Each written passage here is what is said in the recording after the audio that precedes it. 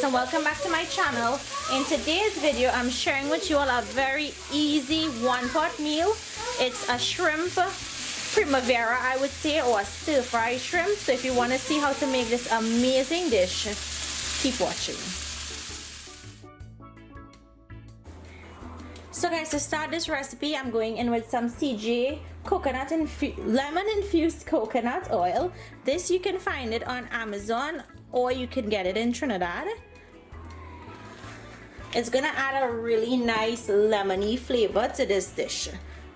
Now I'm gonna go in with some sliced garlic, chopped onions, and some chopped pimento peppers. And we're going to allow this to saute and soften. I'm going to season that with a little bit of salt. Mommy, what is that? Okay, once the garlic and the onion starts to get tender, don't let it get brown. I'm going to go in with some shrimp. Now you'll notice I haven't seasoned the shrimp. So what I'm going to do now is I'm going to season it here in the skillet. And I'm going in with some fish seasoning. You can use all-purpose seasoning. Use whatever type of seasoning you have on hand. So you want to put enough seasoning for the amount of shrimp that you're using. And we're going to allow this now to start to cook. And this isn't going to take very long. This is a really quick dish.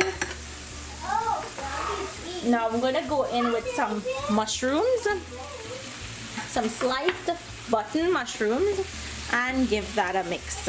So while the shrimp is cooking, the mushrooms are going to cook along with it.